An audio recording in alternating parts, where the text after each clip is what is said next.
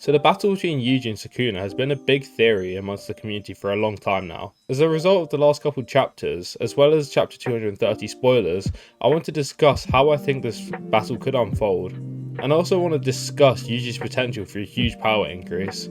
Before we get into the video, just a quick reminder to hit that like button and subscribe if you are enjoying my content at the moment, as it helps out the channel a lot and is muchly appreciated. But with that said, let's get into this theory. Yuji Itadori is Jujutsu Kaisen's main protagonist, however, his abilities seem slightly underwhelming at the moment. Right now, he seems to just be a brawler. He has high endurance, very robust, he's exceptionally fast and can withstand brutal attacks. This comes down to not only the powers he was born with, but his mindset. Yuji Itadori is not afraid of death and instead embraces it, as long as he feels like he is going to have a proper death and has helped a lot of people throughout his life. This means when faced with danger, Yuji is not one to run away, and we saw this with his fight with Sukuna earlier in the series when he took over Megumi's body. I want to quickly get into what makes Yuji so strong just in his base, and then how I could see this fight happening. So Yuji was created by Kenjaku as a vessel to house Sukuna. It's not clear whether Yuji has inherited Kenjaku's techniques, but as of right now, he hasn't been able to use any of them. With Yuji being built as a vessel, he needs to have strong physical attributes, and this would explain how, even before getting into the Jujutsu world and being trained by Gojo, he was shown beyond human feats. Not only does Yuji have high physical attributes, we recently found out that he can actually ingest cursed objects similar to Sukuna's fingers and gain a power boost from these objects. This is because he was designed to house cursed objects, so we found out this wasn't actually limited to Sukuna's fingers. We haven't actually seen Yuji fight since ingesting these cursed objects, however, it would make sense that this is going to significantly increase not only his abilities, but his total cursed energy. This would vastly improve his Black Flash and speed and robustness. Obviously, despite this buff, Yuji would still not be close to Sukuna, so the question is, how would this fight even happen without Yuji just dying straight away? So we can see from chapter 230 spoilers that Sukuna is already in a weakened state, and as his fight with Gojo continues, he will only become more and more weak. If Sukuna was to defeat Gojo, then it would be up to Jujutsu sorcerers to take down Sukuna, and currently none of them are up to the challenge.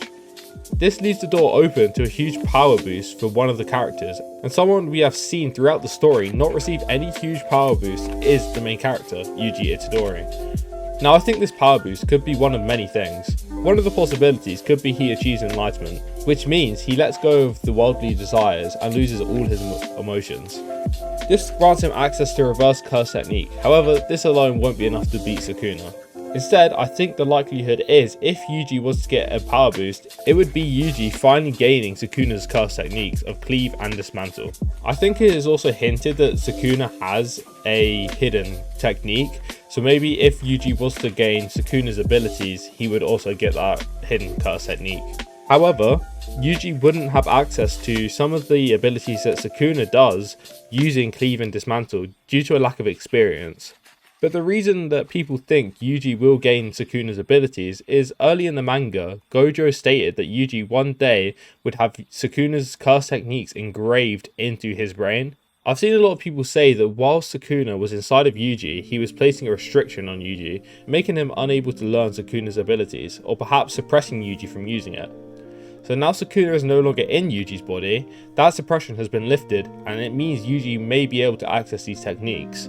This, in combination with the reverse curse technique, could be enough for Yuji to defeat Sukuna, especially if he was able to fight alongside someone like Yuta. I doubt Yuji would be able to use Sukuna's domain, however, it seems like currently Sukuna is unable to open his own domain, so it could just be a brawl between the two of them. With the combination of Black Flash and Sukuna's abilities, it is not impossible for Yuji to win the fight against a weakened Sukuna. With the entire Jujutsu world being put at stake, it could be a fantastic way to wrap up the story. I think that regardless of who Yuji is going to fight, he will receive a big power up, as it makes no sense for Yuji to go through this entire story receiving minimal kind of power boosts. I think the only two fights that actually make sense would be Yuji versus Kenjaku or Yuji versus Sukuna. If Yuji was to receive such a big power up, he could replace Gojo. This is because the stakes of this fight actually occurring would be Sukuna beating Gojo. I'm not saying necessarily Gojo would die, but say he was to die, it would leave the door open for a new sorcerer to protect the Jujutsu world, because as we saw when Gojo was sealed, the balance of curses to sorcerers was shifted in the curses direction. So say Yuji was to become the new chosen one, he would shift the balance back to the sorcerers, and it would leave a way like for Gege to wrap up the story. It doesn't really matter who Yuji's fighting, because either way it does make sense. If he was to fight Kenjaku, then it'd be like him destroying his creator, that kind of story. And if it was him fighting Sukuna, it would be like him trying to free Megami, if that makes sense. However, that is all for this fan theory. If you have any other theories which you want me to cover, then just leave them down below. I'll have a look, and maybe I'll cover them in a future video. However, don't forget to like and subscribe, and I will see you guys in the next one. Goodbye.